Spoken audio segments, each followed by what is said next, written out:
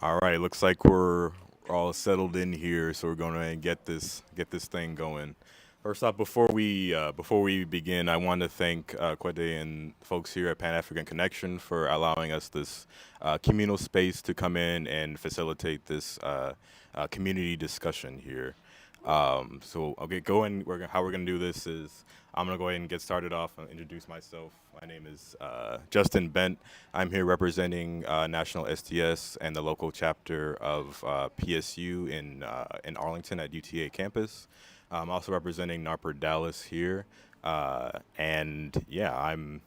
Oh, I say my pronouns are they them, and so what we're gonna do is we're gonna start from Laura here, going on towards my right. We're gonna just introduce yourselves, your name, your pronouns, and sort of your background as it relates to the topics at hand.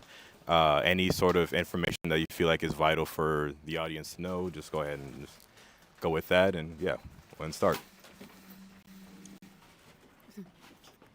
Hi everyone, my name is Laura. I'm a member of the Tampa Five, which if you've never heard of it, we're five protesters that were arrested at the University of South Florida and faced up to 12 years in prison with felony charges. But because we led a defense campaign and were very public about our false arrests and the false charges, we were able to get all of our charges dropped. And thanks to people in this very room who hosted me and organizations. And I now work with TARPR, so Tampa NARPR, essentially. But yeah, my pronouns are she, they. Hey y'all, my name's Sara Mahmoud. She, her, hers pronouns. I'm Palestinian, born and raised in Jacksonville, Florida. I organize with the Jacksonville Palestine Solidarity Network, the Freedom Road Socialist Organization, and I also participate in our chapter of NARPR, which is the Jacksonville Community Action Committee. Excited for this conversation, excited to be here. Hello, I'm Sydney Loving. I'm here representing NARPR Dallas. So thanks for everybody coming out. Hi guys, my name is Nidaa. I'm an organizer with the Palestinian Youth Movement. And up until last May, I organized for a few years with the Students for Justice in Palestine at UT Dallas. I was recently one of the 13 individuals arrested at the protests at the Love Field Airport. And I'm currently pursuing legal action against the city of Dallas for their civil rights violation against myself and a few others.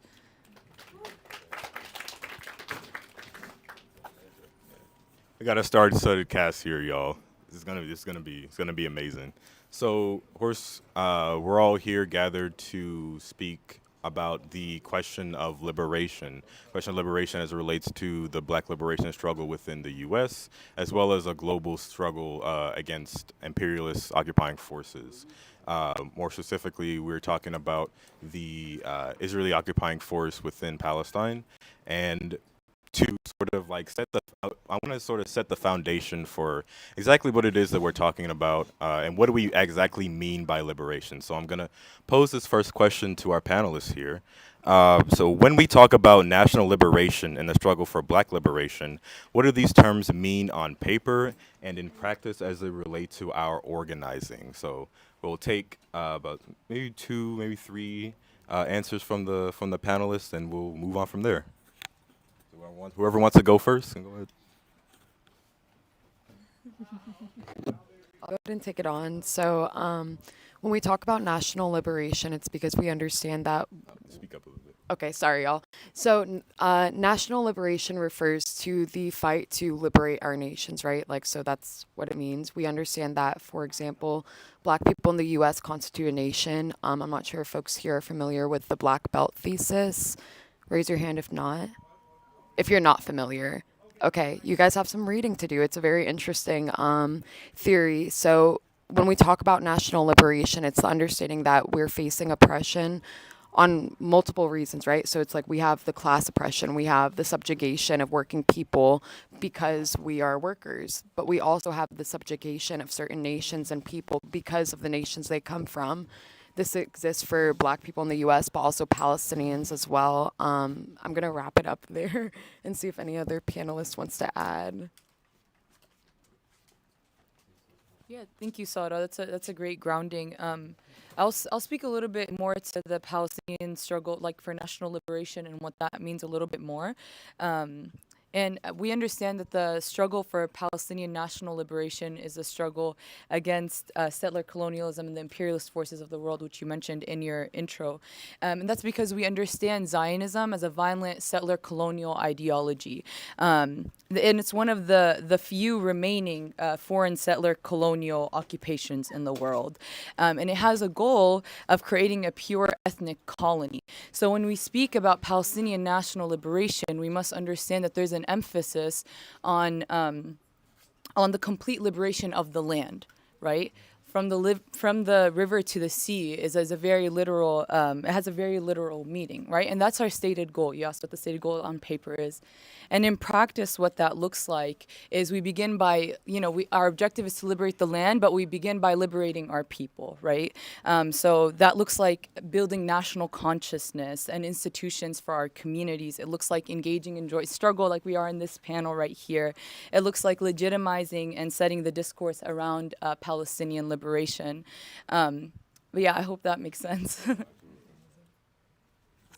Yeah, I can speak a little bit to the idea of Black liberation. We talk a lot about that just because the National Alliance Against Racist and Political Repression is rooted in the Black liberation movement. A little bit of the history is it was originally founded in 1973 and came out of the movement to free Angela Davis and all political prisoners. We knew back then the Black liberation movement was facing severe repression, FBI repression from the state, and that's still the case today. So it was refounded in 2019. We fight for community control of the police, freedom for political prisoners, and why we focus on police repression is to create the organizing space so that we can make the democratic demands of Black liberation. And when we're talking about Black liberation, we are talking about moving from a justified rage and rebellion to liberation, which is a program of struggle. We're talking about land, we're talking about resources, we're talking about healthcare, relief for the homeless, unemployed, people facing evictions, all of those things that box in Black people in this country. We're talking about mass incarceration and the penal slavery system, and voting rights and all of that. So it's about, creating a future where Black people have the right to self-determination, and to decide how we want to create a community for all of us. So. Yeah, I really want to expand on the term of self-determination.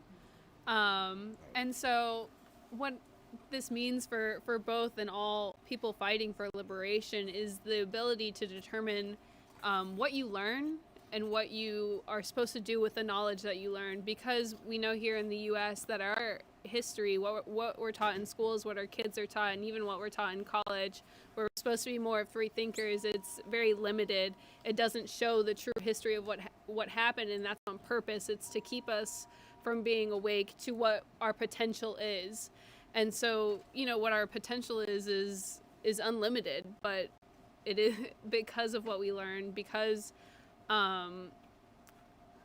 Black history is being erased from schools as we speak, with the diversity, equity, and inclusion boards being erased. These are boards that were fought for by Chicano people and Black people to get history and the correct history taught in schools, and they're being pulled out from under our feet as we speak here in Texas and where I'm from in Florida. And so not knowing your history is a big part of not being able to liberate yourself and your people, because we know that the Palestinian liberation is so clouded from misinformation, where a lot of people don't even realize that Zionism comes and stems from the neo-colonial or the movement to colonize Africa. It comes from the late 1800s. It's not something that was invented recently. It is an idea that has been around and has been like clouded, and so now people are misusing and misunderstanding the term Zionism and not using it for what it actually means, which is colonialism, which is to ethnic cleansing, which is to completely wipe out. And so we must understand our history, and we must be able to have our kids and everybody around us be able to access the correct history. That's great. So the question portion will be after we're gonna do. So I'm gonna prompt questions for the panelists. For first, they have several more questions, and afterwards we'll open up the panel to the audience to have questions and comments. So yeah, those are amazing answers, and I feel like it is essential for our understanding, for our struggle to actually understand, first of all, not just the foundations, but also the history of how long these struggles have been going on. This is obviously Israel is not a new nation. This nation has been occupying Palestine for decades at this point, since 1948 and even before that. So there is this one quote by Dr. Martin Luther King Jr. From his letter from Birmingham jail. I'm sure most of you, at least here, are familiar with it. An injustice anywhere is a threat to injustice everywhere. Whatever affects one directly affects us all indirectly. So moving forward with that, the second question I have is, so the term internationalism is often used to describe the political leanings of revolutionary movements of the past. So what does this phrase mean in regards to our understanding of and solidarity with the struggles that Palestinians have been facing for decades? And I'm going to open this up to the panelists, and I'll ask you all to enunciate for the audience, so make sure that everybody here hears you and gets the message across. Take it first. We're talking about internationalism, right? Okay, yeah.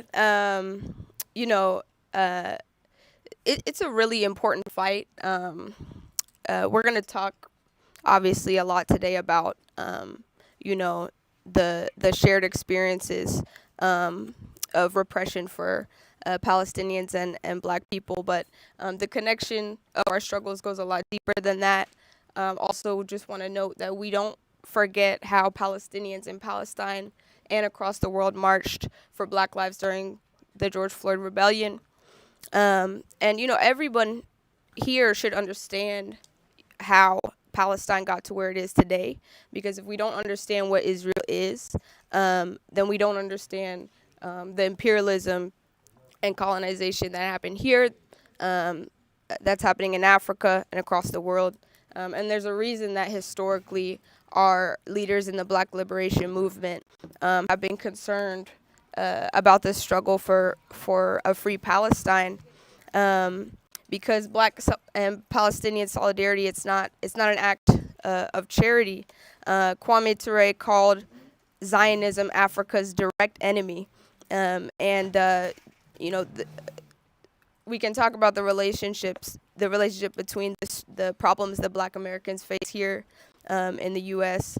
And the people in Palestine. But Israel was a colonial project, just like the United States 400 years ago.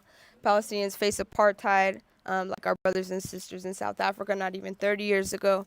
And the occupation of Palestine is a project by and for the same forces who are filling up our prisons with working poor and Black people, the same people who are profiting off of our labor, stripping away our rights, the same people who want to keep Africa, Asia, and Latin America on its knees. And when we fight back against deprivation, against death, they call us terrorists. These are people who, they don't see genocide even when it's recorded and broadcast from 1,000 angles. And every accusation that they make is an admission. Mandela said that our freedom is incomplete without freedom for Palestinians. It's the enemy of all of us, and also, Black solidarity with the Palestinian struggle helps us to understand the shape of racism in this country more deeply.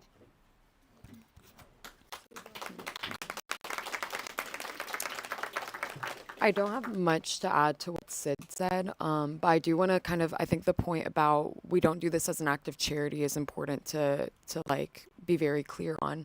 So when we hear the word internationalism, international speaks to the fact that we are all being oppressed by the same systems, right? So capitalism, imperialism doesn't stop at the shores of California or on the East Coast. It continues to rear its head all over the Arab world, all over Africa, all over the East as well.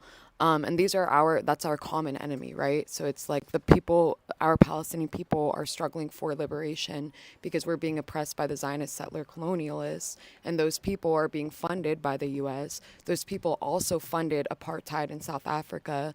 I was very proud to go to South Africa as part of the Palestinian Youth Movement, which I've also been a member of since 2017, back I believe in 2018, and people in South Africa never had to have this question, right? Because we saw what happened to end apartheid in South Africa. We saw the South African people take the methods of the African National Congress, ANC, which was the, I can't think of the word right now for it, but it was it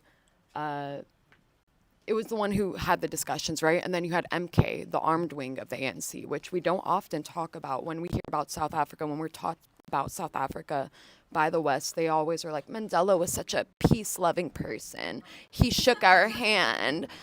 And the reality is that the same way Palestinians have to take up armed resistance and other struggles across the globe historically have had to take up armed resistance, so did South Africa. South Africans were politically exiled from their home, from South Africa, and they were waging attacks in the rest of wherever the apartheid state had a hold. So I think when we talk about internationalism, it's great to theorize about it, but we also have lived experiences. We have the histories of internationalist politics we can look at.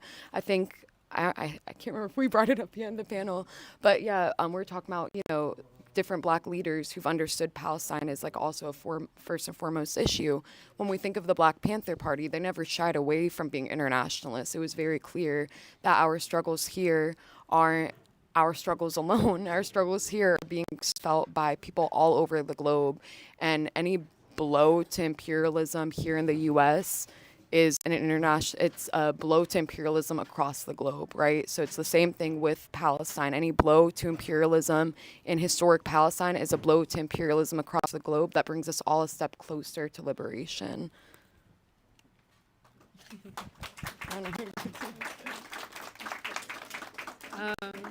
So I'm going to do a chant to raise our energy a little bit. Yes.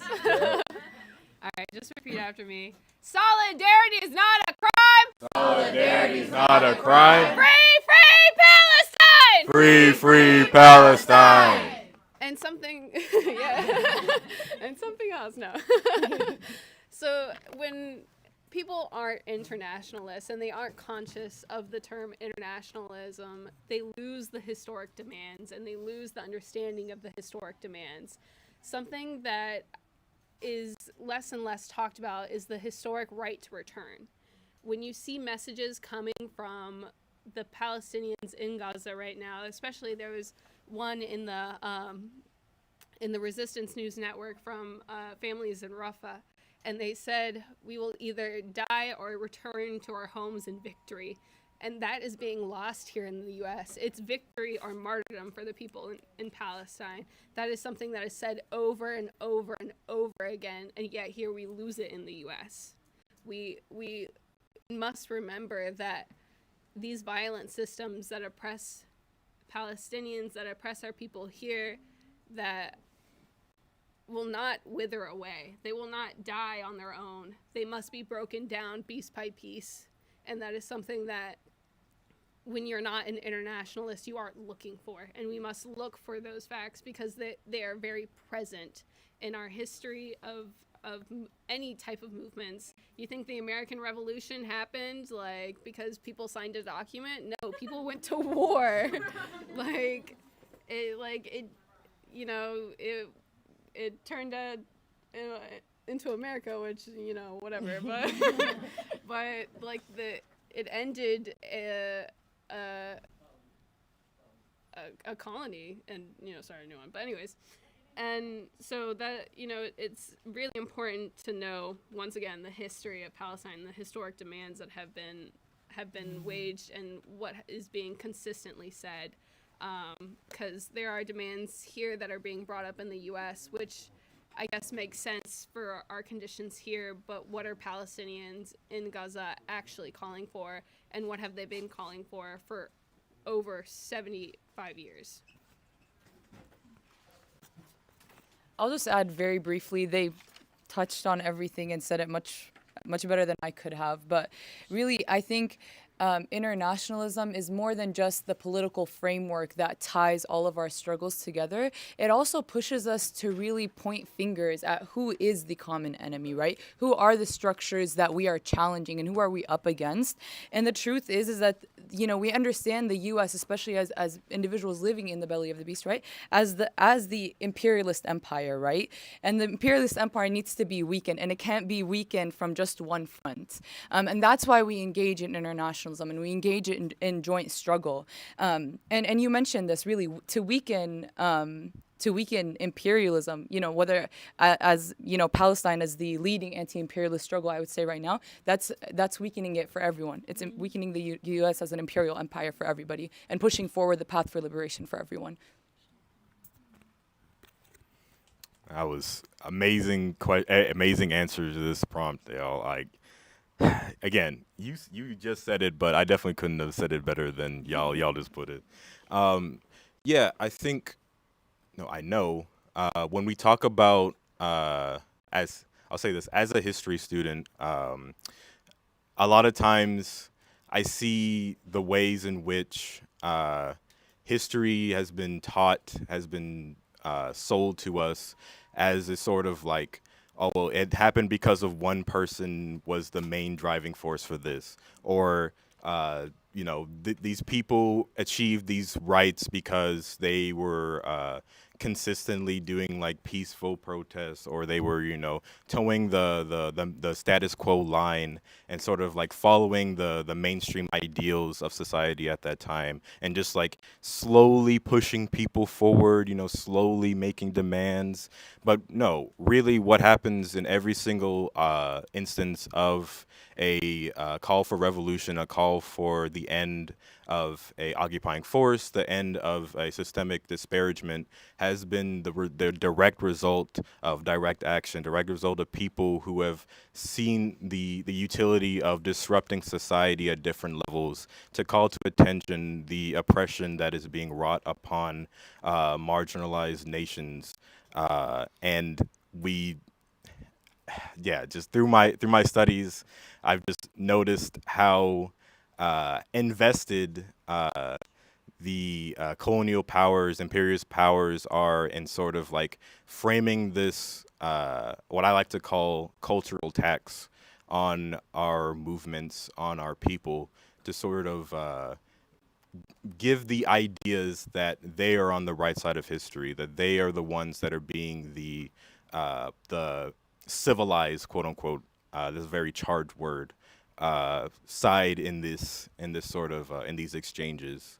So with that, I think the next question you all touched on a little bit, but I'd like us to sort of speak more to this directly. So what material ways are the colonial forces in the U.S. that have worked to oppress Black folks here linked to other areas of colonial occupation, such as in Palestine?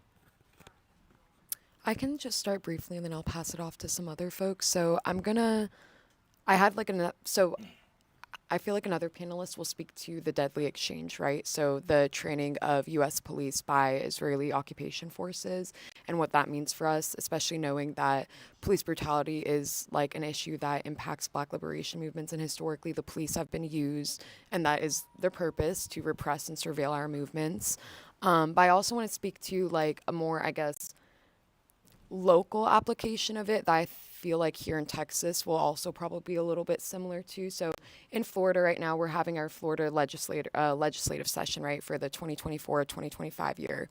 And right now we're seeing certain legislators who are proposing, the same ones who supported the DEI bans, the same ones who supported banning Black history in school are the ones who are now pushing forward legislation trying to make it so any Palestinian students and our supporters aren't able to access financial aid, right? Like that our aid now becomes requiring, or it's hinged on whether or not we support foreign terrorist organizations. Mind you, every single Palestinian political party is considered a terrorist organization. There is no way for us to interact with our people back home without us being called terrorists, because the designation of terrorists is just used by those in power to say we don't like the way these people are doing these things. So when we talk about like how these forces are linked, we see it in so many different levels. You can look at it at a city level. You can look at your police budgets and see where their pensions are invested in, and I bet you it's going to be invested in Israeli bonds. You can see it at a state level when Florida, for some reason, has opened a legislative session literally in occupied Palestine. Ron DeSantis opened legislative session, I think in 2020 or a few years ago, in occupied Palestine, standing in Al-Quds. So we see this very directly. The same man who's trying to ban everything. If you're a queer person existing in Florida, he's trying to get you out. If you're a Black person existing in Florida, he's trying to get you out. And if you're Palestinian in Florida, he's trying to get you out. And this is obviously a very hyper-local focus of Florida and like the context we have coming in. But it's also true for across the U.S. and elsewhere as well. Yeah,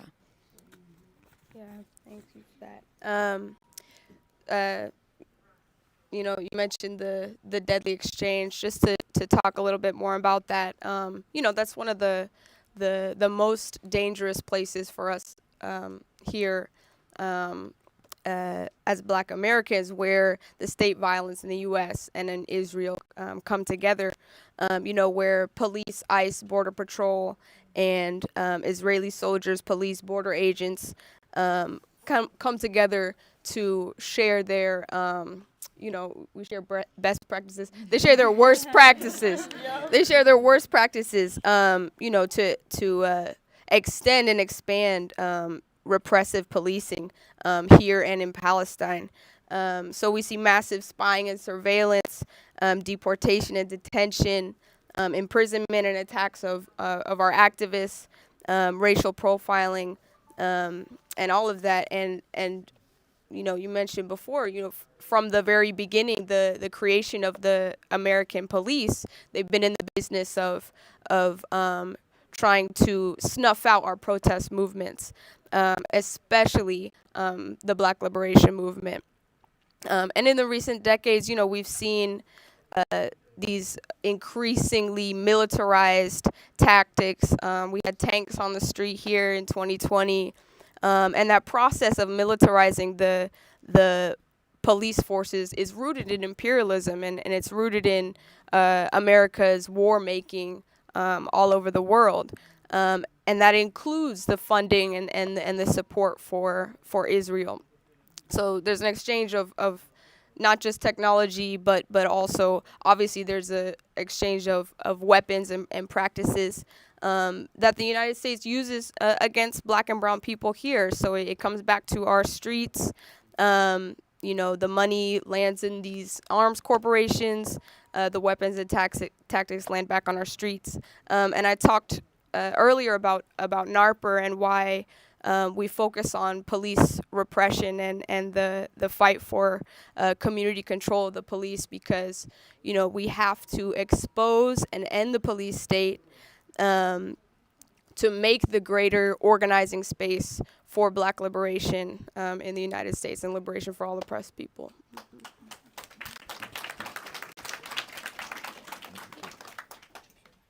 Hey, go ahead.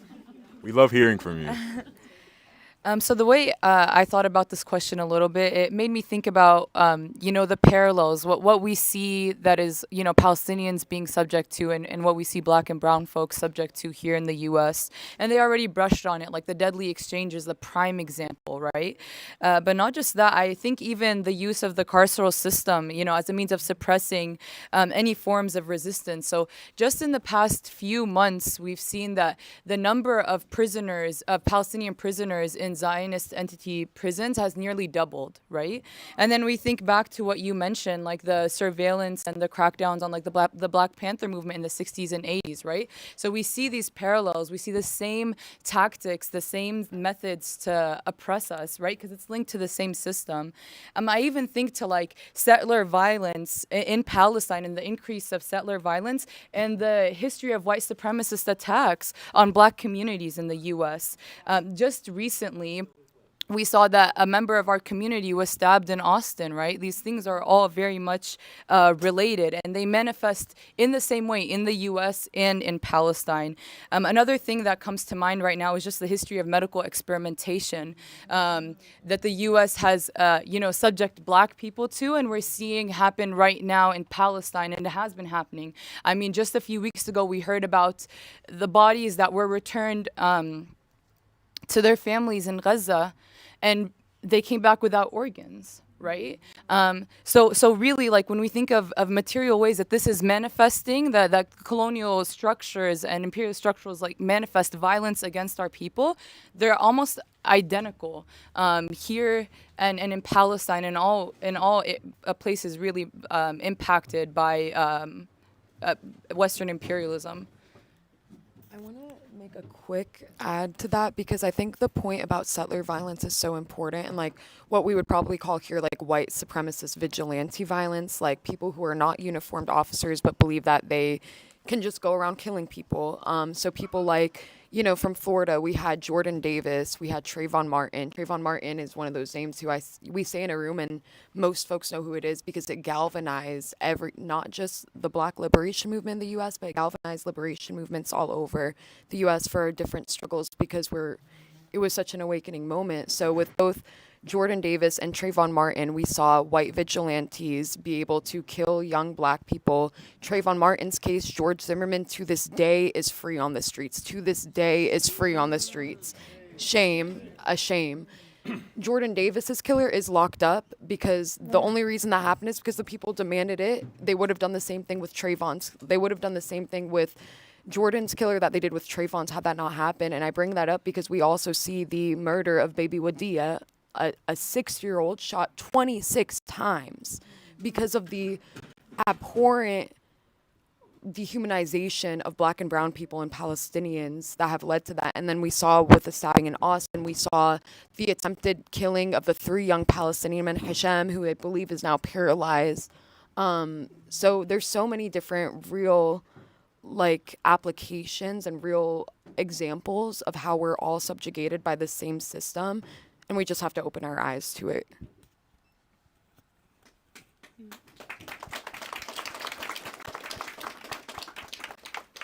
I'm going to take a cue from Laura here and lead a chant of our own. This is one chant that we in PSU use at the beginning of all of our actions. So just repeat after me. The people united will never be defeated. The people united will never be defeated. The people united will never be defeated. The people united will never be defeated. El pueblo unido jamás será vencido. El pueblo Unido jamás será vencido. El pueblo unido jamás será vencido. El pueblo unido jamás será vencido. Yeah, don't y'all feel good? You get the energy kind of going through the room. Love it. So when we have these conversations, of course, we need to set the groundwork. We need to acknowledge the history of these movements, history of these struggles, be able to identify exactly who we need to be calling to attention to for perpetuating these systems of oppression. But we also need to address some of the sort of more common hang-ups that people have. Some people who may not be as familiar with either the Black liberation struggle or the struggle for liberation of Palestine or liberation, on an international scale.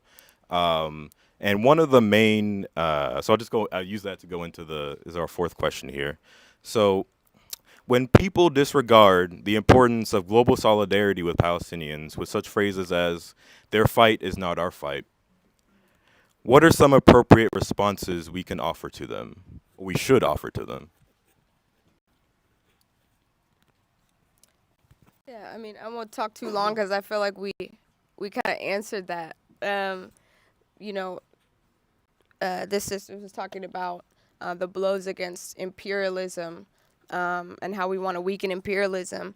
But you know, when oppressed people come together against a common enemy, we can win, and that's the only way we can win. That's the only way that we can fight. You know, that we can fight racism and imperialism is with solidarity, and we want to win. So we're gonna do it together.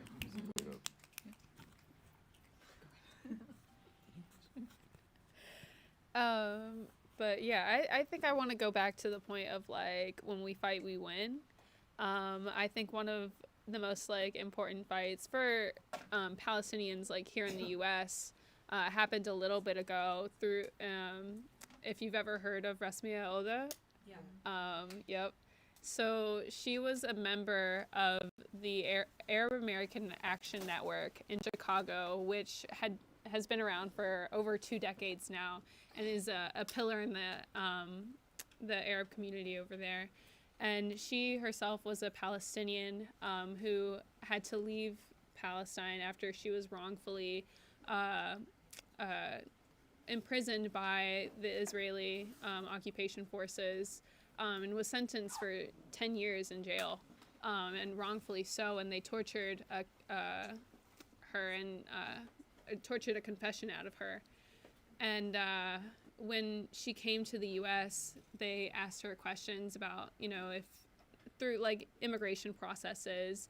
And because of her Palestine solidarity work, about a decade later, maybe actually I think 15 decades later, or 15 years later, after she moved to the U.S., they saw that what she was doing was actually picking up steam, and the work that she was doing in her community was changing the community for the better, and they did not like that. So they brought immigration after her and said that because she had quote unquote lied on her immigration, saying that she had never been arrested before, when she was wrongfully arrested, wrongfully convicted, wrongfully jailed, tortured, and one of the first women to ever go on record at a UN assembly to say that she had been a victim of sexual violence from the occupation. And they still were trying to charge her with 10 years in prison and deportation, but because the community fought for her so vigilantly, they were out there on the streets. You see the videos now, you hear the people talk about what importance that she had. And this was during the time of Trump and the Muslim ban, and there was a lot happening, and so they knew that any trial that they would get was not a fair trial. But at the end of the day, she did not go to jail because of those false crimes. She was deported to a country that she hadn't been to in 3 decades, with no family over there. And that's not to say that this is a loss, but she's not in jail. And I think that's such a big win, because they were trying to jail her, and she's an older woman now. She's in her 70s. That would have been a life sentence. And because the community fought for her side by side, she's able to live out the rest of her life. And you know, this is the same tactics that the U.S. has always used, the same tactics that have always been, you know, talked about. And the work that she was doing with the Arab American Action Network was trying to get the FBI to stop using a program called SARS. I don't remember the acronym, but it targets Muslim and Arab Americans unfairly. And, you know, we see where the FBI repression can do for a lot of activists, where they end up, yeah.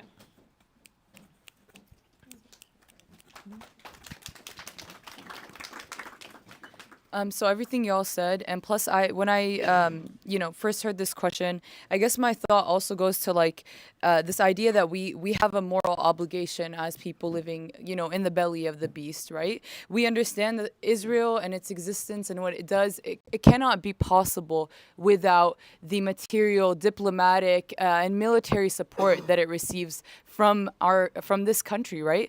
So if it becomes a moral obligation on us to fight back. It's not an over there issue. It's very much an over here issue. And another thing we understand, and we talk about this when we brushed on internationalism, but really two things can't be true at the same time when it comes to, the U.S. will never be, benevolent here and violent over there, right?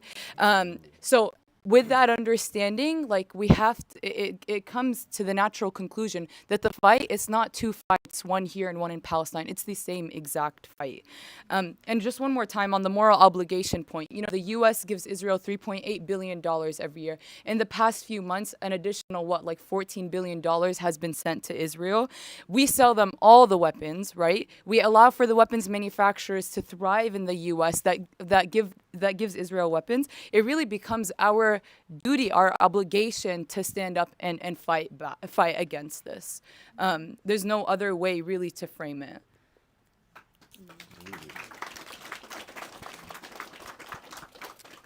Yeah, through any sort of revolutionary movements or fights for independence that we've seen in the past, we're talking about the sort of idea in the U.S. that many of our greater leaders in the past have sort of led with as part of their political advocacy, is to acknowledge these independence movements for what they are and to offer them unconditional support in their struggles against these imperialist occupying forces, because they understood exactly that what is going on over there is not too dissimilar from what's been going on right here in this country.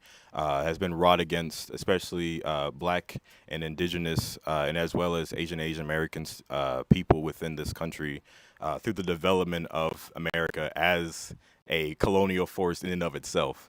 So one of my favorite quotes from one of my favorite scholars, philosophers, and revolutionary figures, Walter Rodney, is, "If there is to be any proving of our humanity, it must be through revolutionary means." So, thank you, Brigitte. So we talk about what's going on here, what we can be doing within our communities.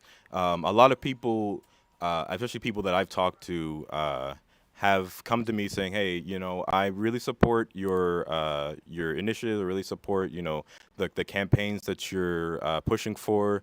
Our political lines are the same, if not very similar.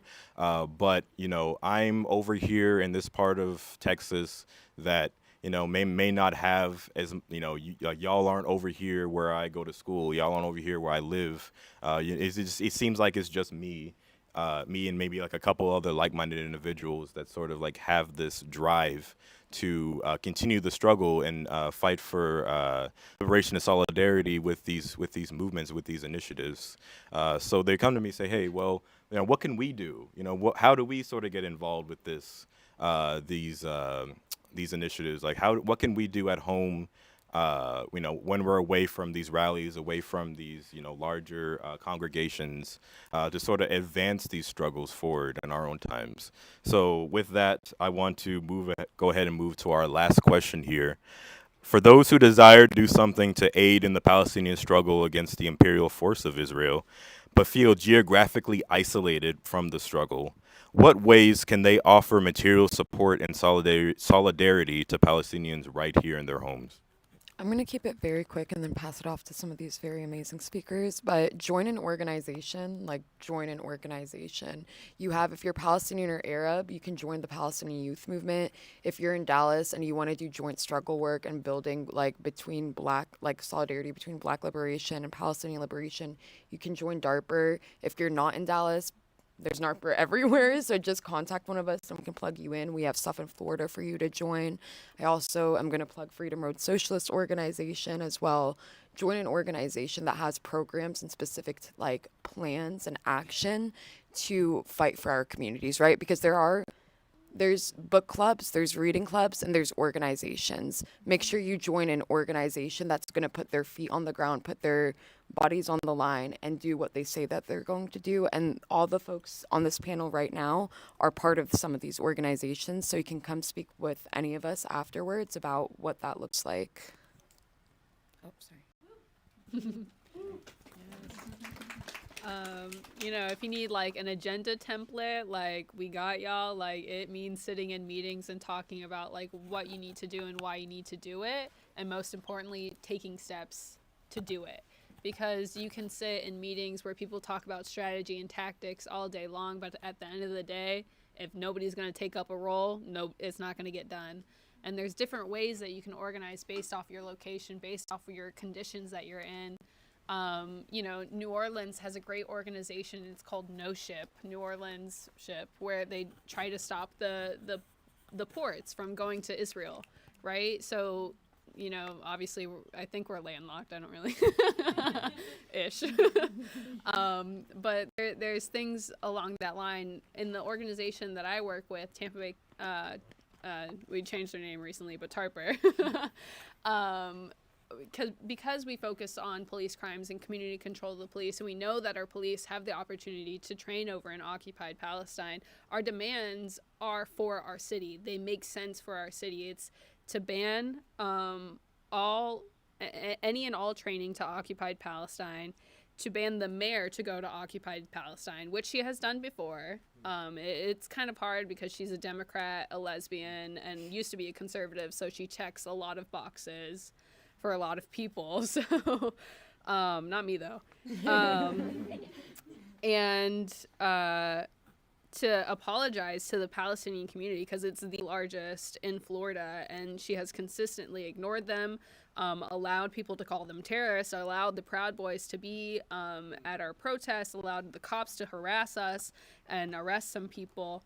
And so it's finding out the systems that exist in your city and how they're connected and working to dismantle them, because that's how you materially change things where you are, because they're connected. We've already talked about, you already know how they're connected. You probably don't even have to do the research. It's already done for you. You know what exists. You know how to exist, or how to get there, and all you got to do is organize around it. Get as many people as you can to have consistent actions around this. And that doesn't mean it's the same action every time, but to raise awareness about what's happening, and to call on your elected officials to actually do something about it, and to put the pressure on them, because you pay for them. You pay for them to do something, so make them do something, because they won't do it on their own.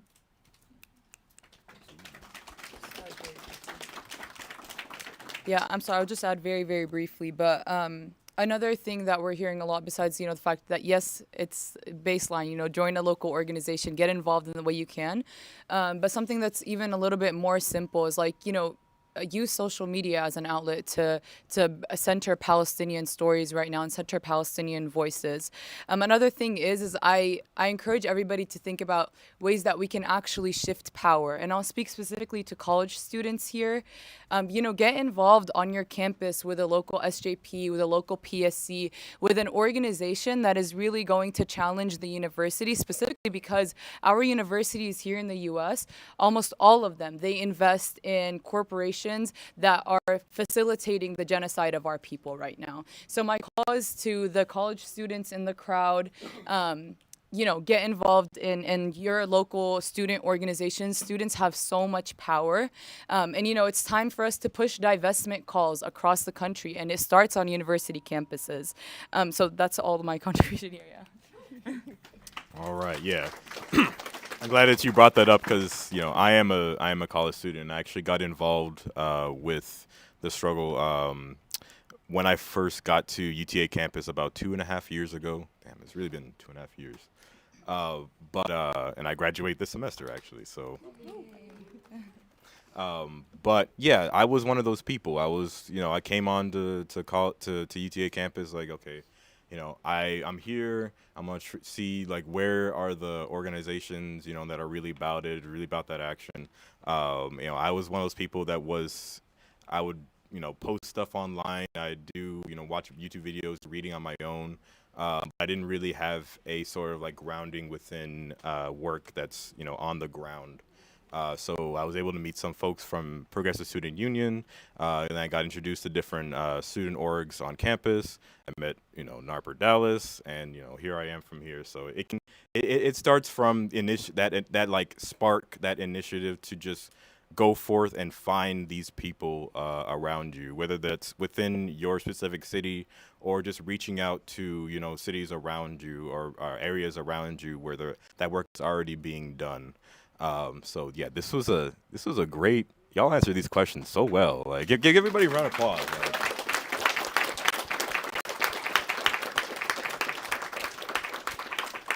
All right, so from here, we're going to go ahead and move towards the second half of our panel today. So what this is going to be is I'm going to open things up to the audience. If you have any questions, any comments, anything that you want to ask, you want to bring up to our panelists here, you just raise your hand and I'll point you out, and then we can.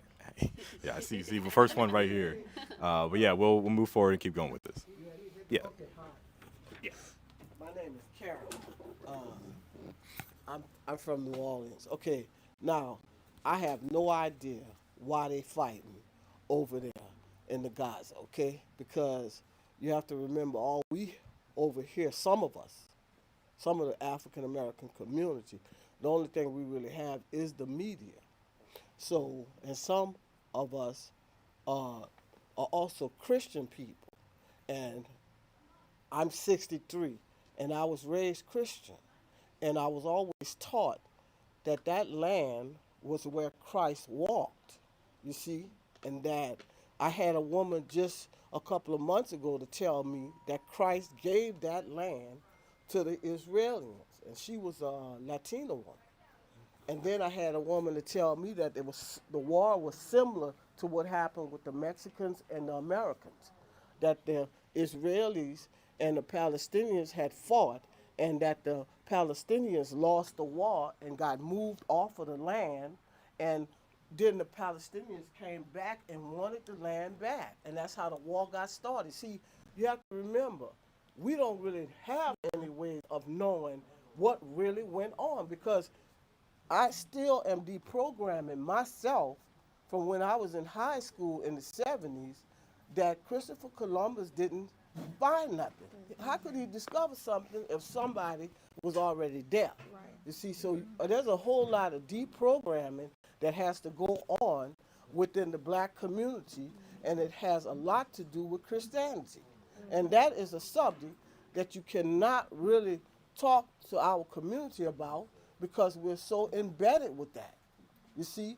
So the truth of the matter is, I would like to know what really did start this war, you see, because it's terrible. Do we want to take a few questions, or should we respond one by one? Respond. One by one? Okay. So I think what you said is, that's something that I feel like most folks, if you've organized for Palestine, if you're Palestinian, you've heard it before. So it's not a new thing. I will say what you bringing up Columbus is a great example. So Zionism, the political ideology of Zionism, right? Because we have to be very clear, we're not talking about religion. We're not talking about religion, we're talking about politics. And that's how they mislead us, is because they conflate the two. Zionism is a settler colonial political ideology that was founded by European Jewish people, and it was as a response to, or actually I'm not even going to say that. So Zionism as a political ideology, it was brought up earlier that it's an extension of the colonial, this era of neocolonialism and colonialism, right? It was understanding, or this belief, that the West, the imperial powers, had a right to control the resources and everything of the entire world. So they're like, how can we get somebody who likes us in this Arab region, in this hostile region? Let's kill two birds with one stone, proverbially, right? So we know that the anti-Semitism in Europe was very real. It is still very real in the West today, and it was at its height in the around the 1900s, right? So at that turn of the century is when we see Zionism start to get founded as a political ideology.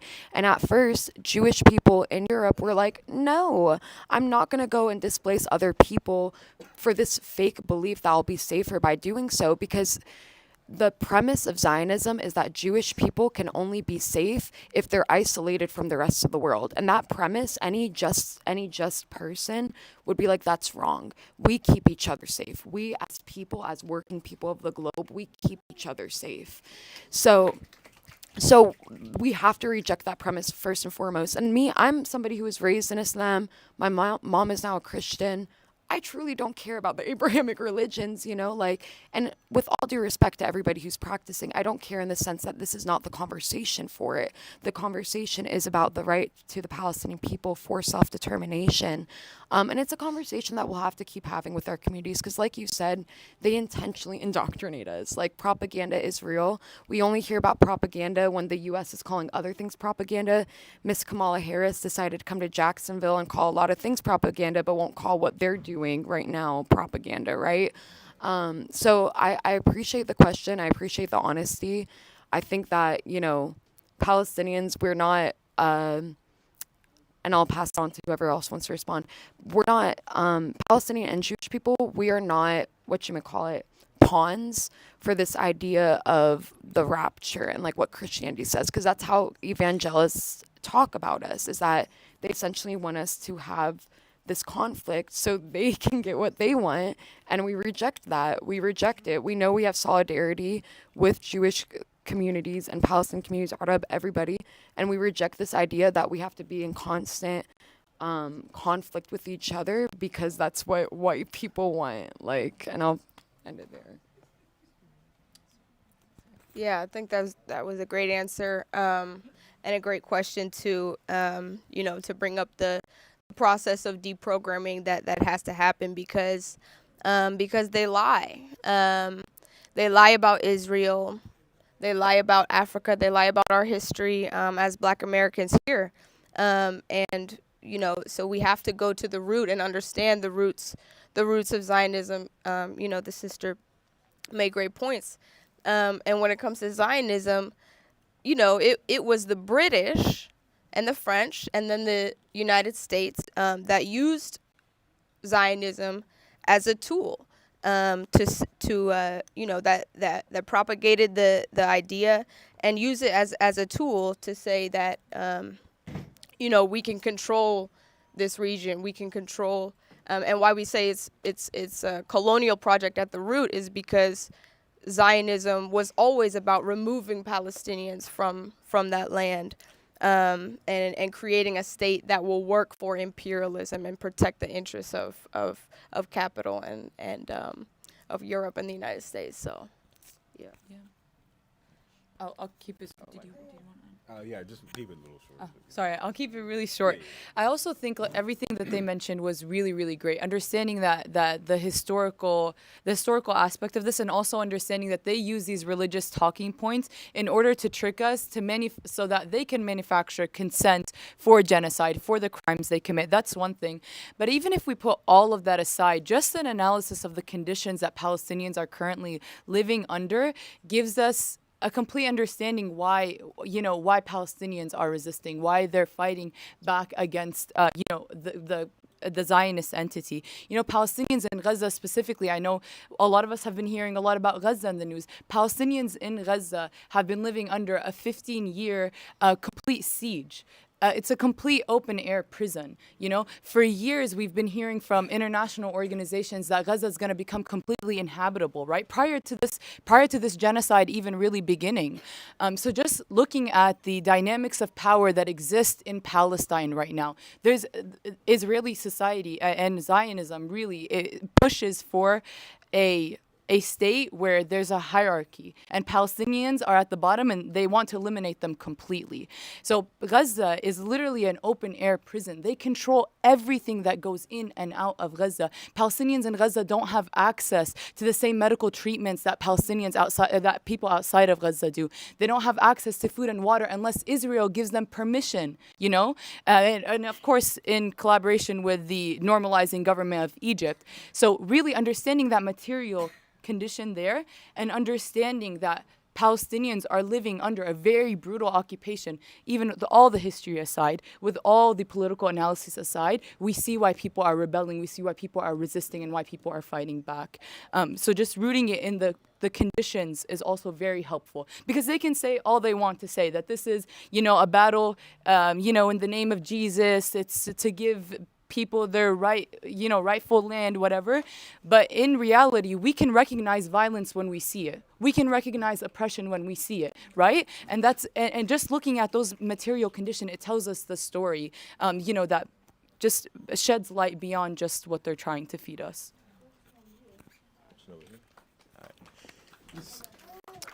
So, go ahead.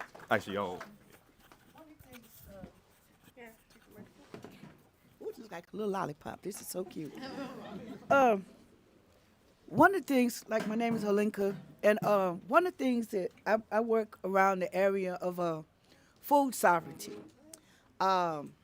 People having access to proper food. And so, when we say food apartheid, it's really food apartheid when it comes to what's going on in Palestine. And when I say that, I was reading on some research. They are not allowed to have eggs. They're not allowed to have tomatoes. We know about the olive trees, but that whole food system, I think that's one thing people really don't look at when you're talking about this genocide that's going on, is the systematic starvation of the people. When you withhold tomatoes, when it's a law for you to have olive trees, when it's against the law for you to have eggs, and then a lot of people don't really talk about the pollution of the water. 98% of the water in Palestine is polluted. You're not only, dropping missiles and bombs, you're starving the people systematically. The calorie count of these things. And so when I look at that, the only other nation that I've ever seen do that was the Nazis in Germany. The only other nation I've seen do that. And also when you actually go up and you take away, you plow down the trees. You kill the people's chickens. You know what I'm saying? You're not even allowed to grow wheat or rice. So we have to just stop thinking about it as far as tanks, which we know, and bombs. We're talking about the starvation, food apartheid. Just not where you can go in and, you can go. This is a systematic situation where it's war on food. And if you can't kill the people with bombs, how do you kill them? You starve them out. You destroy their water system. You put the sulfuric, using sulfur in certain type of situations. So we have to really look at it. So when people say that black people really don't understand this, a lot of us do. A lot of us do, because the correlation between what is going on in Palestine with Tulsa, Oklahoma. Bombing by air,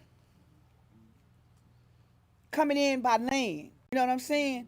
And then when you talk about the way that the whole system of way that they've countered the people inside, where it's a prison inside of a prison, you know what I'm saying? Every time you go out, you've got to go through a checkpoint.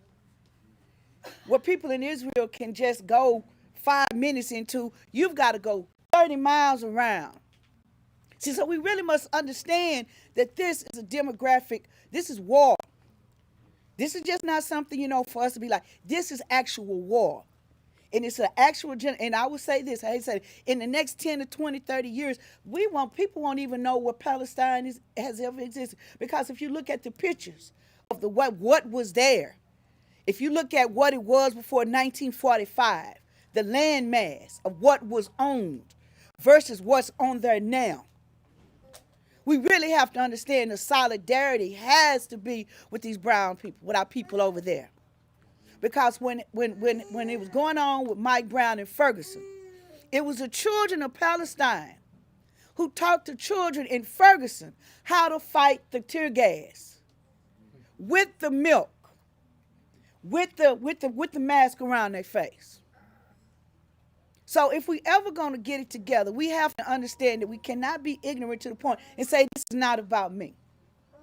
When she was talking about the mass sterilization, the medical apartheid, where the people that had been killed and they were brought back, there were no organs. We saw that. We see that with Kendrick, the young brother Kendrick. When they found him and they opened him up, he had no organs.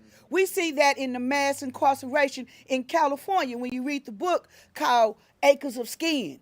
Why Johnson & Johnson, even in the state of Texas, where you're not considered a citizen, can medically experiment on you with any product. Acres of Skin. Mass sterilization of black and brown women in prisons. So we must understand that our struggle goes by each other. What affects her affects me.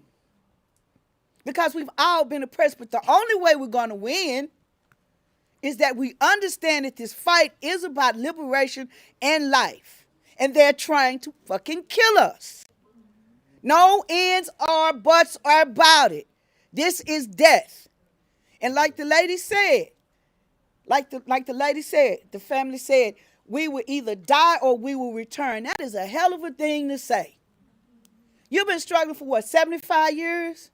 How long has it been for the Nakab? How long has that been? How long have the people been in the refugee villages? How long? So this is a long war. So it's not going to end, but I say this to all the brown people in this room that look like me, study and understand and put their fight next to ours. And it's going to look the same damn way. All power to the people.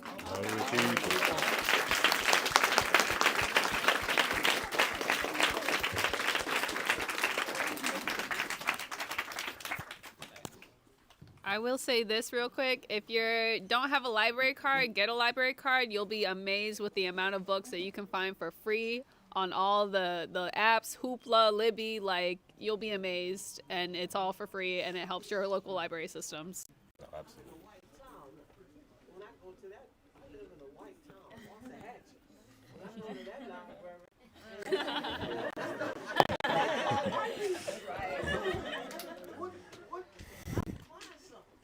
I bet Pan-African has some. Yeah.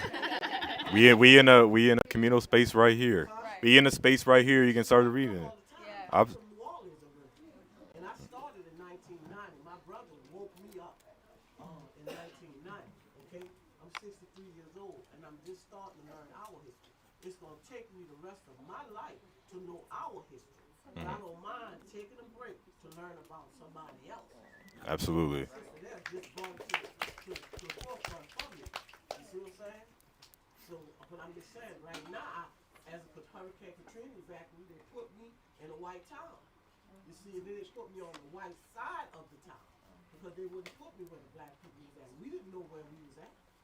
You see, so we stayed there. You know what I'm saying? So I go to the library, but ain't nothing in that library but stuff about white people. Yeah. So, all right. We're gonna go with the next question. So, if you can, for the sake of time, just want we make sure everybody gets their questions and comments across. Just kind of keep it to like a couple minutes, maybe like 2 minutes, if you could, and then we'll keep this moving. So, we'll take you. Hi everyone, I'm Lan. I'm a Lebanese pediatric GI doctor here. First of all, I just want to say thank you so much. You guys are incredible doing the hard work, and I think like being in Dallas is really, really hard as an Arab, and being in this community, in this room, I'm looking around thinking, wow, like these are really people who care and who are here to listen and to learn. So my question for y'all is about the people who aren't here. The people who are your friends, who are in your day-to-day, who it's been really hard to penetrate, really hard to, you know, start this conversation without them being like, that sucks, yeah, that must be so hard for you, and then move on. So within that little like subtext of people, there's a huge group of people who are progressive except for Palestine or PEP, who are like the most frustrating because it feels like they're right there, but not yet. So I'd love to hear your comments on sort of like how to engage those people, how to get those people to listen more and be part of our cause. Thank you.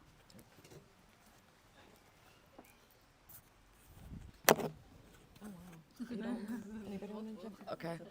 It is a tough one. So all of us are literally cringing at responding. I'll just say nothing's done in a day, you know. All of the organizations, all of the histories we just spoke of have been like decades of struggle and work put in. And the same way we have, unfortunately, like centuries of like, you know, propaganda and like misleading, we have to do that. Like, it's going to take a long time to do the work, but I would also just say, like finding your community is important in doing so. You can't be doing it alone. So like right now in Jackson, we are dealing with something similar. We have somebody who's very much progressive, except Palestine, at least publicly. They have not said anything since October. And this is a big community member who funds a lot of the community stuff. So, and we have a meeting with them set up in a few weeks, and we're going to bring our community out and we're going to sit down and have a conversation about why are you showing up, demanding that Confederate monuments get removed, but for some reason you can't show up for us as well when this is real life white supremacy that's still here today. So I don't have like a great answer besides like it takes work, and I know it's work that feels like, what's the word, like joyless sometimes because you're begging for our basic humanity, but alhamdulillah, like you have community that supports you. Like we're all here to support you, even from all the way in Florida. We're here to support you. Yeah.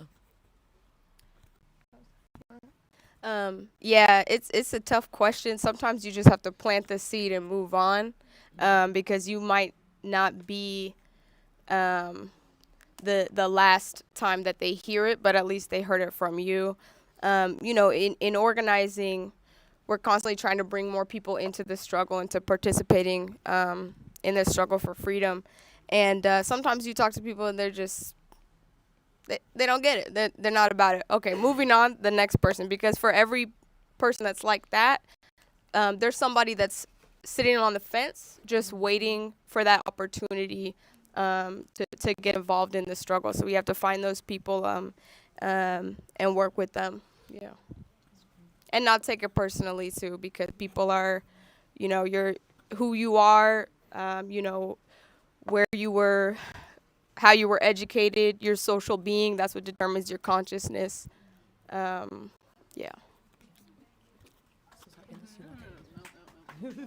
Sorry. I'll keep it very brief. This is a question that I actually struggle with a lot. And especially, I mentioned that I was a student organizer for a few years. And something we talk about a lot is how do we meet our community where it's at, but also like politicize them and push political lines in our community. And honestly, it sounds a little bit silly. And I organize mostly like, as a PYI member with Arab Palestinian youth. I think, as an SJP officer, if the Debka night is going to bring them in, if it's going to be the cultural events that brings them in, we need to figure out a way to keep them also for the Palestine 101s and for the teach-ins. So on a personal level, I think leading by example, you're going to become that person in your family, probably if you're not already that person, that it's at every single protest, every single teach-in, every single event. And you know what? Eventually people follow suit, honestly. Like that's been, at least from my experience, that's been the experience. And a lot of the times it's like figuring out a way to bring the community in that is not intimidating, breaking down things like ideas of like, fear culture around organizing. A lot of the times in our communities, we see people not wanting to engage because they're afraid. So how do we break that down? How do we make this, palatable for people? And it kind of sucks that we have to, go through that, but I think it's necessary. And also, and of course, always like approaching the work we do with a lot of love. I think when we do that, people will gravitate towards what you're doing. I'm sorry that's not very helpful, but I just wanted to let you know it's a question that a lot of us really do struggle with. Absolutely. Did you want to? Yeah, I don't know. I'm not on the panel officially here, but I just want to comment just a little bit on that because it does really hit home for me and a lot of conversations I've had with my family. Is that, just as a sort of like offer some perspective on that. That remember that this sort of people's sort of marriage to these ideas, these like colonial ideas, are not based in facts, right? They are based in lies. And they're based in statements meant to make you feel something, right? To make you feel sorry for the Israeli government for having to do all these things. Make you feel sorry for the U.S. that is trying to promote democracy and freedom in different parts of the world. These are ways in which that I spoke about it a little earlier, but when you talk about like cultural attacks, the culture war, these are the strategies that these forces employ to sort of fool people into believing that they are the ones that are fighting the good fight, that they're the ones that are actually trying to further the ideals that we all should be striving towards. These like humanitarian ideas that they profess to work towards, but in reality, as the lived experiences as well as the historical facts of the situation, once you go in and read up about that, you realize that it is all a farce. It is all part of that strategy to erase the cultural identity of these people and to sort of frame these occupying forces, these you say conflicts, but we call them what they are, genocides, as these sort of like both sides ism of the situation. So, and for people to sort of like come to terms with the truth of the matter, sometimes it takes years. Sometimes you can, or you only, you said earlier, but you plant a seed in people. You say, okay, this is the reality of the situation. You give them the facts, and they may not take to it right in that moment, but you continue the work. You continue, organizing within communities, and you set that example again, as was said earlier. And people will see you. People will notice what you're doing and notice your consistency. And they may come around, some months down the line, some years down the line, but you can't get hung up on any one like individual person, no matter, if that's your mom, your parents, your siblings, your best friend, your whatever. You cannot get hung up with these individual people and hoping that, they'll come around when they want to. Okay. Nobody's going to do that unlearning unless they want to take on that responsibility for themselves. So yeah, just as you're kind of moving forward and continuing the work, just realize that, understand where your energy needs to be and apply that to the work, apply that to where it is best suited for. So I just wanted to offer that.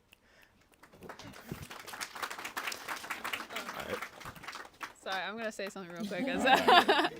And especially if you're not Palestinian and if you're not Arab and if you're not visibly Muslim, be proud to stand with Palestine. Be proud to wear a kufiya. Be proud to bring this like symbol of resistance into workplaces, into meetings with friends, into coffee dates, because you're not the one who's going to be attacked. You're not the one who's going to be attacked in public.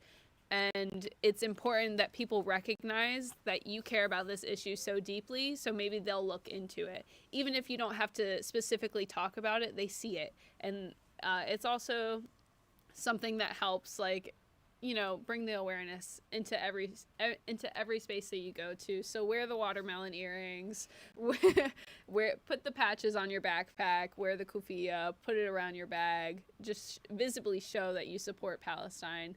And people, when it piques their interest, when they've seen it enough times, they'll look into it themselves and hopefully come around. Absolutely. I will take can I clap up? Yeah, absolutely. I will take the next question or comment from the audience. Who's got it up next? Sorry. Yeah.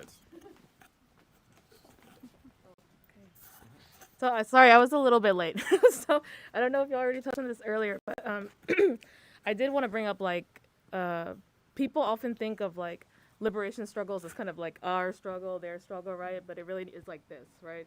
Especially in the context of Palestine, because they try to erase this fact all the time in the media, but there's literally Afro-Palestinians. There's people that migrated to Palestine from Africa to help with the liberation struggle, the PLO and all that stuff. So they're still there. It's a thriving, I don't know how it is now, but there was a thriving community there. They're being bombarded just like the rest of the Arab Palestinians, right? The IDF does not have like a Arab Dar where they only bomb the Arabs and they don't bomb the Afro-Palestinians, the same way that they don't target only straight Palestinians. They target all Palestinians, regardless of race, sexuality, all those lines that they try to use in the media to pink wash, all that stuff. So that's just what I wanted to say. So. Glad to hear that. I didn't know that. Yeah, the media tries to erase them. So. I've never known that. How would they be able to know? They don't show it on TV. Is there any comment from our panelists on that? Well, I know we did actually go through that, but that's a very important point to bring up. or to reiterate, I should say. So you can stand up, just pronounce or enunciate and project to so everybody can hear you. I don't think I'll have a problem with that. But hi, my name is Amir. I'm of Palestinian descent, and I was part of the Occupy Wall Street movement back in 2011. Some people who are students might not remember that. It's a little bit older, but there are some familiar faces in here that were a part of that, so it's kind of nice to see that. But one tactic that we did use during that movement that was short-lived but very effective was putting a tent city on the front lawns of all the city halls and parks within the vicinity of the city halls. This did happen in Dallas as well. It was probably about 50 to 100 tents out there. And what it did create was a problem for the city that they had to deal with. We were in their face every single day. At that time, people were just really trying to talk about the failure of the banking system and how it really is like a system of slavery with the debt system and all that, as well as corporate greed. And at that time, it was very taboo to speak about things like that. It was, a short period after September 11th, so like everyone was super gung-ho about America. So it's like you could not say anything against the system or the structure. But what that did do was shift the narrative, shift the language, and how people were talking about the discrepancies in America. I believe that right now we're kind of like in this protesting, marching, kind of chanting kind of phase. And I'm just wondering if you guys think that it's kind of time to like elevate tactics a little bit to more direct action, civil disobedience. Now, my question to you guys is, with the conflation of violence and terrorism that's associated with Palestinians because of the propaganda that we've had to deal with for the past 7 decades, how can we perform acts of civil disobedience and without being directly conflated with violence? And if that is the tactic for us, how do we kind of pass those challenges and those hurdles? I think that's a great question, and I'm not going to take too much time on it. I'll say first the last part about how do we resist like being dehumanized again as terrorists, right? I think the quote you had from Walter Rodney earlier is the only response we really need is we're not worried about how our oppressors view us. We're going to do what it takes to get free. I will also say I believe Nidaa actually participated in direct action and civil disobedience, so I think she would probably be a little bit better to speak to it. But there have been, PYM has been monumental in doing civil disobedience and mass direct action, whether it be stopping bridges, like the Bay, that's what it was, the Bay Bridge. They've done it in New York, they've done it in California. And that's why I say join an organization, because the reality is like, if 3 people in this room are like, hey, let's go block the bridge today, y'all will all get arrested and your cars will be impounded. But if you have an organization behind you and you have 50 people who are there with you, and then you have 50 people behind the scenes ready to help with support, bail support, that's when we're able to like actually get to that level. Because I agree, like I do think we need to bring that back. I think even the no ship that was mentioned, like blocking the boats, has been an amazing technique and tactic. So like for folks, everybody has their own role and responsibility in the movement, right? We have our artists, we have our teachers, we have all these things, right? We also have our disruptors and our agitators. So if that's something that you like feel called to do, join an organization that does it. Pal Action is officially in the USA, y'all. So reach out to Pal Action. They're great at organizing those things. I think that's a great question. I'm going to pass it if you wanted to say anything about it. There's not much to add. I think I do think that this question of whether is it time to try different tactics, the answer to it is going to be based on your locale, right? And the way you go about it is going to be I think it's very, very specific to the context that you're organizing under. But I will say, like, to your point, there have been a lot of escalations. I wanna really shout out the students at brown who are on hunger strike and have been on hunger strike for a week right now, until their university, divests, or the students in Stanford who have been, camping on their campus for over 106 days now, I think. And just a few days ago, Stanford University was like, we're gonna remove your tent, and thousands of people showed up, and they didn't remove their tents, right? So I think that there escalations are happening across the nation. I do think there's a very conscious effort to silence the fact that these escalations are happening, but they're working. And I think that they are pushing lines. It's a very difficult question to answer also in a very public space, right? But let's talk about, let's chat, let's talk about this after, and again, plug in an organization, and everybody's thoughts and contributions are valuable to the movement. So, yeah. Straight up. We'll take the next person. I saw a hand earlier.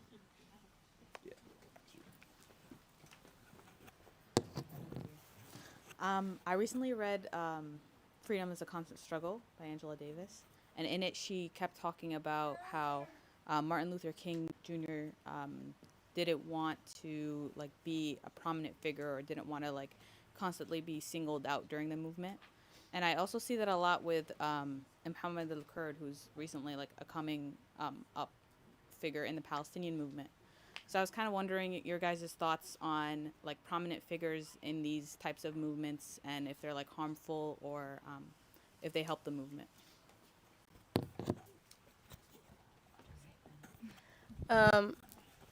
Yeah, I'll let the sister respond, but I think it's natural, just as people, that people get popular and represent something, right?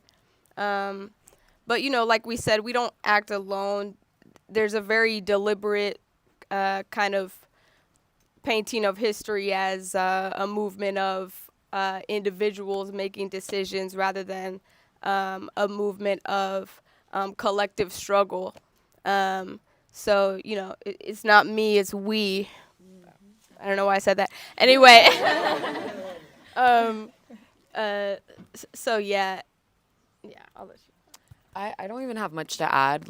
I was just gonna say, so Palestinians are often asked that, it's where is the Palestinian Mandela? Where is the Palestinian Gandhi? And the answer is you've killed them. That's the answer. So I would just bring that, we have, and also our people are so magnificent. You know what I'm saying? Palestinians are so resilient and amazing, phenomenal. And it's if we, and we should, I'm not against us honoring every single Palestinian that exists, but that's what we would have to do. All of our people hold this importance and hold this power, and together we hold it even more. So it's important to not fall into this very Western idea of the leader, the savior. We're not going to be, no one person is going to save Palestine. Palestine's going to save Palestine, and the world will save, So with all that said, I will be very clear. Mohammed is the bestie. I love Mohammed so much, and I feel like he does an amazing job. I encourage you guys to buy his poetry book, Rifqa, if you have not yet. Mohammed has Rifqa. Mohammed Al-Kurd, he wrote a poetry book, Rifqa. It's named after his mother, who passed away, I believe, last year. For those who don't know, real quick, Mohammed Al-Kurd is from the Sheikh Jarrah neighborhood in Jerusalem. He had his home taken over by settlers. Half of his home was taken over by settlers, I believe, when he was 12 years old. So since 12 years old, Mohammed has had to been interviewing with the Western media, explaining why colonialism is wrong at 12 years old. And a lot of our kids, unfortunately, have to do that. But yeah. So sorry. No, it's okay. Very quick. I think any and all Palestinians who fight for liberation are freedom fighters and should be recognized as such. And they all play a part in this role until Palestine is free, and make it clear Palestine will be free. That will happen. We will see it in our lifetimes. But yeah, so. Yeah, and I'll just add something again real quick, just add more perspective from a history student. In that, they say, I mean, we can look at the various figures throughout revolutionary figures throughout history that have been killed, that have been forcibly removed from the country, forced to take refuge in other parts of the world. But there are plenty, and I mean plenty, of figures within the movements that are still in prison to this day, that are still political prisoners. Edward Poindexter, who was a former Black Panther member, just died in December at age 79 in prison for being falsely accused of bombing, I believe it was back in the early 70s, I remember the exact year. But yeah, these people are still, these two people are still recognized as quote unquote terrorists, quote unquote, you know, freedom fighters as a derogatory term. And and these powers, imperialist powers, absolutely recognize that these movements are made from the people. Are made. These is power that the people have and sort of galvanize towards an initiative towards liberation, towards a revolutionary struggle, and they will treat us as such. They will, you know, it doesn't matter if you're, you know, the person that gets interviewed on CNN, or if you're getting interviewed on CNN, you're probably not, you know, you're a whole nother part of the struggle. It's not what. But anyway, like they'll treat those people like that, and even if you're not, you know, a forward-facing figure in any movement, they're still going to come down on you with as much political oppression as they can. And because they understand that the best way, or one of the most effective ways to dismantle a movement is to disrupt it at its core by targeting the people on the ground. So yeah, when you talk about like figures throughout history, just understand that these people may have, though the oppression that they have faced in their lifetimes is, they are not alone in that. If it's happened to them, it's happened to hundreds of other people that stood right in solidarity with them. A question?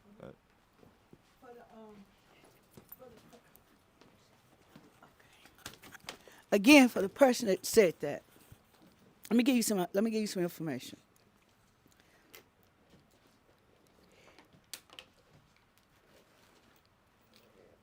When you are really into liberation, it's like this brother said on my shirt, Chairman Fred Hampton. He said, if you live for the people, you will die for the people. This is not a game. And I'm going to say it again. This is war. This is war. You got to live for this. You got to be willing to die for it. And that's what the people of Palestine are doing. This liberation for your people is not a plaything. It's not something you pick up like a toy, like a kid, and play with it and put it over in the corner. It don't work that way. You have to understand that when you in this and you are really in it, you are in it for life. You don't move away from it. And I tell you how you don't move away from it. When you turn the TV on and you see your people being bombed. When you see children being run over in the street by tanks. When you see children in hospitals with their limbs hanging off. When you see little black boys with their backs blowed out. When you see mothers crying at funerals and you know that there is no justice because the people that did it are not going to jail. You cannot bypass it. You can't play with it. So I tell people, if you are not ready for the struggle, don't even come in the room. It is not for you. You must eat this, live this, and probably die by it. You're going to have family members, and how you really know that you are doing the work is when you have family members that won't even talk to you anymore. When you have co-workers who move away from your cubicle. When you get called into the boss's office because your name popped up because some people came to see them about you. Right. When you lose scholarships or teaching opportunities because of your political opinion. That's how you know that you're really doing the work. So if you want to play with it, don't come in the room. Don't even have the damn conversation. Because let me tell you why. When the Jews were being moved out, before Hitler, people were quiet. Their neighbors were disappearing. Nobody was doing anything, but there was a quiet resistance. Young people, probably no older than them, were being hung. They were not even Jewish because they saw what was going on. Dropping leaflets out of windows, taking up arms, and being willing to die for something of another cause. Old black woman named Harriet Tubman going in and saying, you know what? Either it's going to be two things. Either I'm going to die free. Either I'm going to die, I'm going to be free. And I think she lived to be a very, very old woman up there on that wall. So if you get into this game, understand that it is a conscious and a spiritual kicking out of ass. Your conscience will kick your ass if you don't get up and do something about what's going on about your neighbor. So again, I say, if you don't want to be in this, if you're going to play with this, don't even come in the room. Don't even show up for the discussion. This is not something that's trending like to where, may I ask you, man, can you stand up for me, sis, right here? This is not a trend. What she wears around her neck is not a trend. Can you stand up right there with yours on? This is not a trend. I have one, but I decided to wear the watermelon today. To wear that is not to be a fashion statement. It is a fucking political statement. It means that I stand with somebody, like my hair is a political statement. So don't play with it. Because guess what? They're not playing with you. When they come and lock your family up, like Angela Davis said, if they come for me in the morning, they're going to come for you at the night. And everybody in this room, I believe that you're in here because your conscience has got its ass kicked about doing what's right. So if you're not sure, don't even come in the room. But if you're not sure about if this is really real, turn your television on. Go to CNN, go to BBC, and look at those women holding their babies who don't have arms and legs.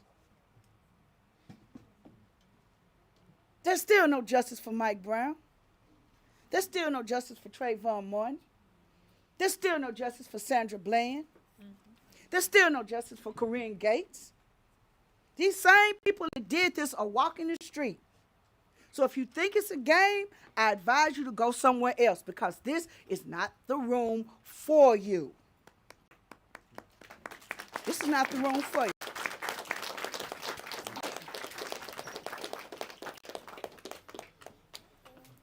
Go to the next question, comment. Again, try to keep it to, at this point, keep it to a minute. Try to go really fast. So basically I saw this video that I thought was really interesting. And so what the video said was we have to think of how U.S. sends all this money to Israel, not just as funding genocide, but as a long-term investment into Israel to protect the U.S.'s economic interests. And so when they're protecting those economic interests, it means that they're basically like externalizing the cost of our consumer goods that we use here in the U.S. There are so many costs that would make those goods so much more expensive if we didn't externalize them in these sort of methods. And so I was wondering, what are you guys' thoughts on this kind of economic aspect of the U.S. With Israel and how to approach it and stuff?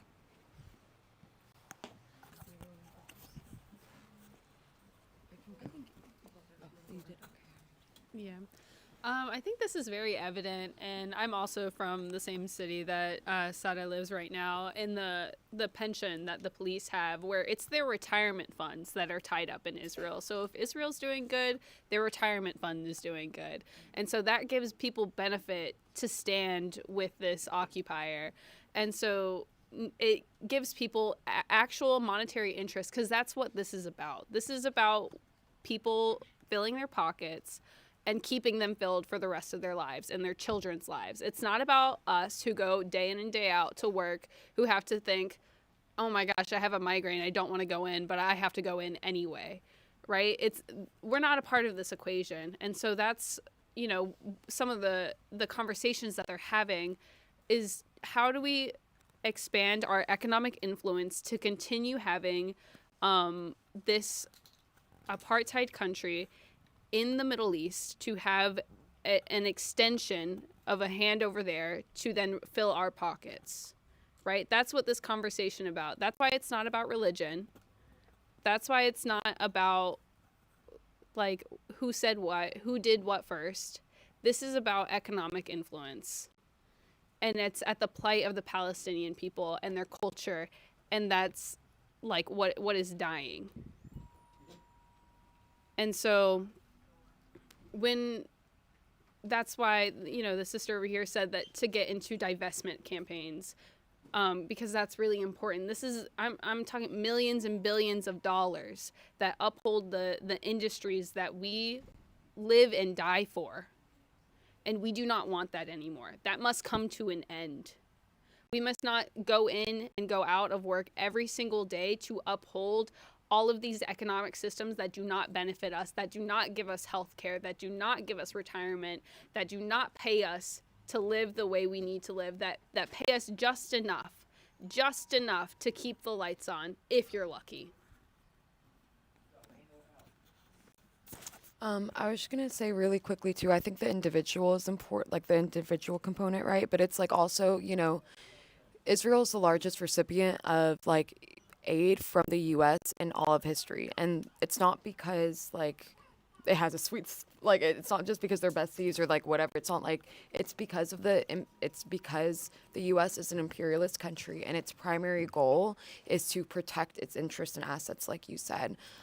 So when we look at, for example, like we mentioned it earlier, but like and I'm actually going to quote Genocide Joe. Genocide Joe said that if Israel was not established on top of Palestine in 1948, the U.S. would have had to invent an Israel to protect its interests in the region. So like, we don't even need to like, it's so crazy how they tell on themselves. Like, you're telling on yourself. We don't even have to reach that far to like educate our communities anymore, because you're publicly in the Senate talking about this proudly. So I think, it's very important to bring up, like, for folks who aren't familiar with, like, there's the national self-determination frame of Palestine, right?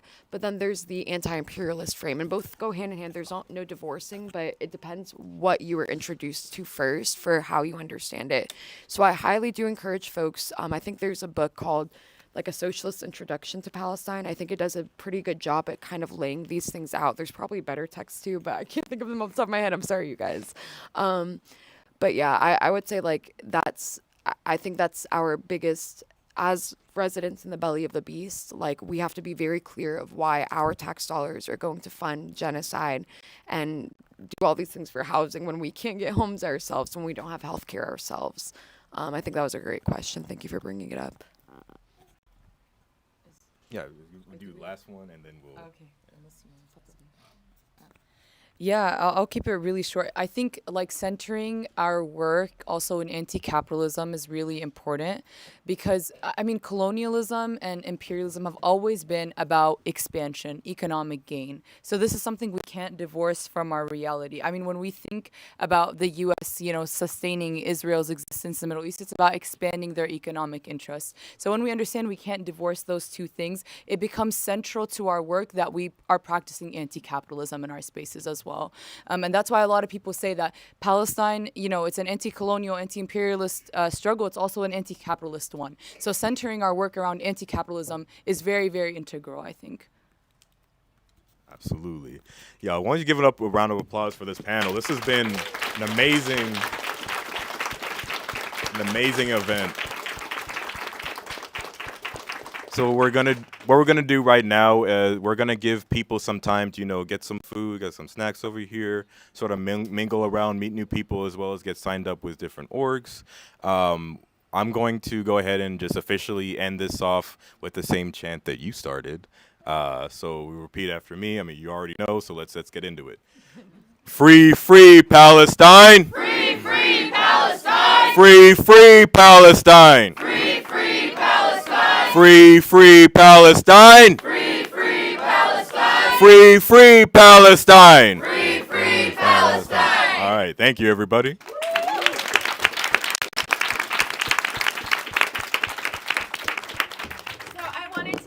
announcement. I'm part of Dallas Anti-War Committee. We're one of the organizations that helped put this on today.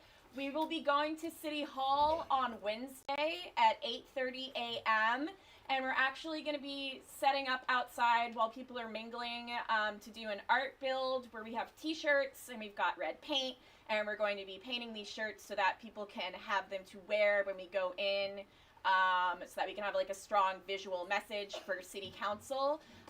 So I hope to see people there Wednesday morning at City Hall at 8:30. But even if you can't make it, if you want to stick around and help paint a shirt, you would be very, very welcome. Thank you.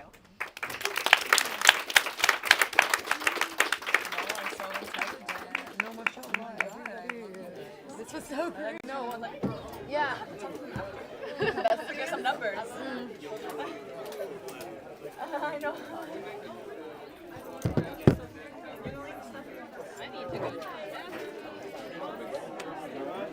Hell yeah. Good shit. Yeah, straight back.